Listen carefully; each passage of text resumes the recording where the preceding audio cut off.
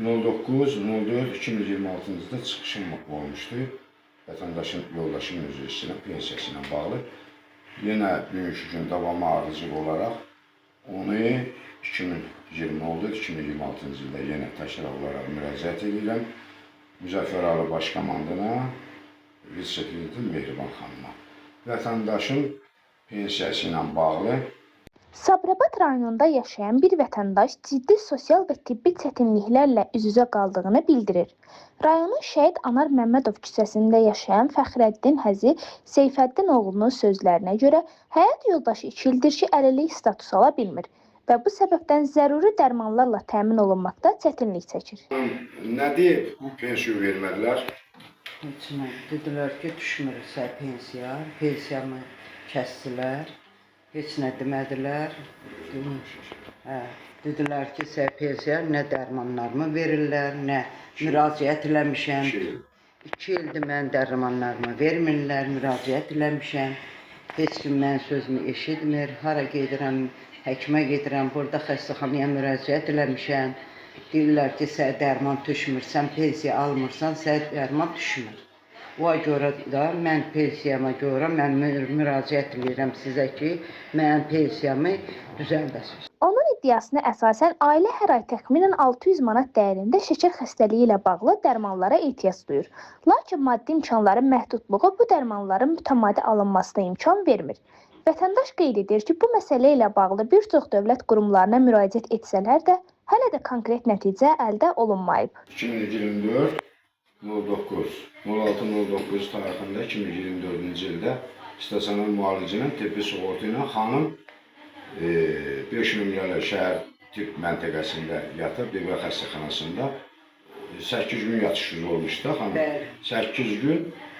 Sizə nə xidmət göstərildi orada? Orada mənə heç bir xidmət göstərilmədi. Məndən elə gəldi 2 gündən bir qan aldılar, 8 gündə nə bilim nə qədər qan aldılar.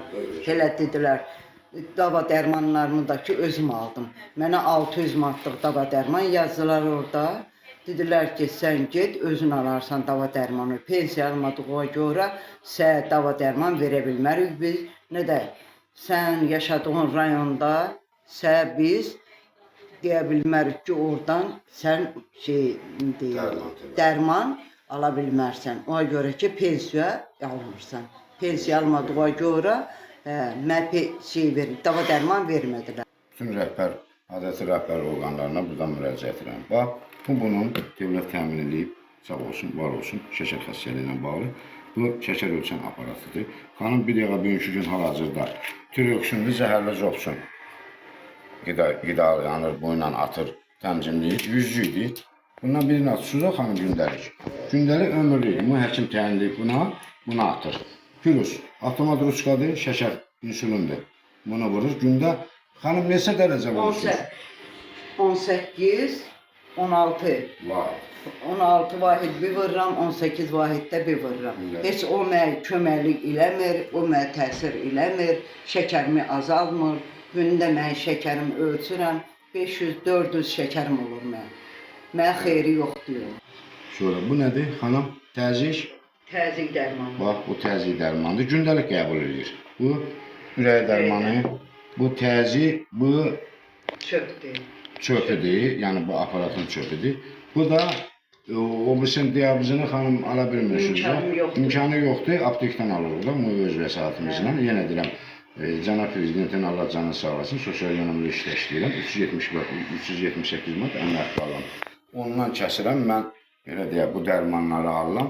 Ona görə vurğulayıram ki, yəni bunu çəkiliş elədir ki, həqiqətən də vəziyyət budur. Cənab Prezident, möhtərəm vitse-prezident Mehriban xanım, vəziyyət çox azanağılıcıdır. Mən buna hər ay üzr istəyirəm. Burada indi şeylər var, bax, deməli, burada sənəddə var. 2024-cü ildə 06-09-2024-cü ildə bu adam stasionar müalicə üçün 5 nömrəli Nərman hissəsində yatıb, özü də vurğuladı xanım. Bax, bu burada bunun var 2, 3, 4, 5, 6. 6 dənə xanım ambulator müalicəyə çıxanda yenə də doktor bana resept yazır. Bilir ki, bu adamın imkanı yoxdur, yazır.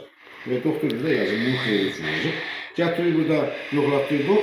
Əzrəxanada, yəni aptekdə 600 manat pul tutdu bu.